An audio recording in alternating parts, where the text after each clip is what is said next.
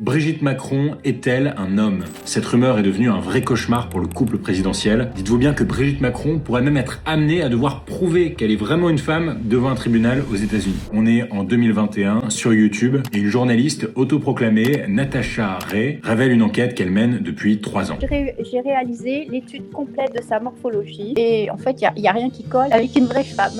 Natacha Ray, elle est convaincue que Brigitte Macron est née homme et que son vrai nom, c'est Jean-Michel Trogneux. Bon, le truc, c'est que Jean-Michel Trogneux, il existe vraiment. C'est même le frère de Brigitte Macron. Sauf que, comme une partie de l'entourage du chef de l'État, il est pas du tout médiatisé. Et ça suffit pour éveiller quelques fantasmes. La rumeur grossit à tel point qu'elle va finir par traverser l'Atlantique où elle rencontre un vrai succès chez les Trumpistes. Faut dire que, depuis sa réélection, Donald Trump fait tout pour diaboliser et stigmatiser les personnes trans. Là-bas, accuser une femme d'être secrètement trans et de manipuler la population, en fait, c'est tristement courant. Ça a même un nom, la transvestigation. Et j'étais passé à côté, mais Michelle Obama ou Kamala Harris en ont aussi fait les frais. Mais pour l'affaire Brigitte, l'un des plus grands relais de cette rumeur aux États-Unis, c'est elle, Candace Owens. Candace, si vous la connaissez pas, c'est une commentatrice politique MAGA, et aux États-Unis, c'est une star la meuf. Chacun de ses TikTok dépasse le million de vues, et Candace Owens, elle adore un truc, les théories du complot. Ça, c'est son business, la meuf. Et donc, depuis le début de l'année, sa nouvelle obsession, c'est Brigitte Macron. Au départ, c'était un truc très niche de Twittos, mais progressivement,